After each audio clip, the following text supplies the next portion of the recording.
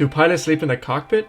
Absolutely not. Not in the United States, at least. I mean, everywhere else in the world there's procedures for it, but to my knowledge, there's not one single airline that has a procedure in the United States for pilots to sleep. And I have a couple of theories behind that, and one of the most common ones is passengers would freak out. Think about it. You're a passenger in an airliner and you know, hey, looks like the captain's probably taking his nap right now. It would freak you out. And, you know, the reason why some people get freaked out is because they really don't know what's going on. Just to change the perspective, what you have of pilots when we're taking off is really when we're flying. Once we're in cruise, we're just sitting there and looking at the instruments and making sure that nothing goes out of the normal. But we're not constantly there with our hands on the control wheel trying to fly the airplane.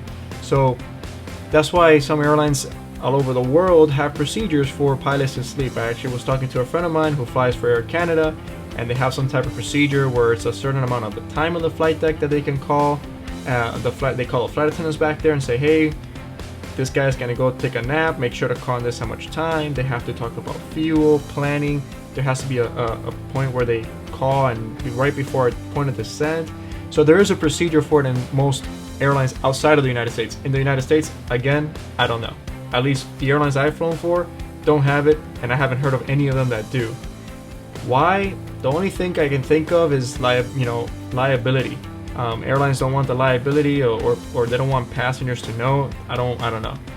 Maybe the FAA doesn't even like it, but I mean, they have to know that yes, there's going to be some points where pilots are going to sleep, especially when they're flying these red-eye flights across the country, like at 4 a.m. in the morning. Come on, everybody is, all the pilots are human, so they are going to want to take a nap.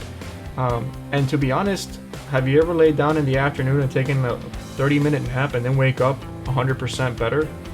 It helps. There's studies that show that taking little naps help people to get their awareness back. So it does get interesting when both pilots take a nap and you don't have a procedure for it. Obviously that doesn't work that way. At least one pilot has to be up, and that happens. But again, if you ask any pilot in the United States, do we sleep in the cockpit? The answer is no.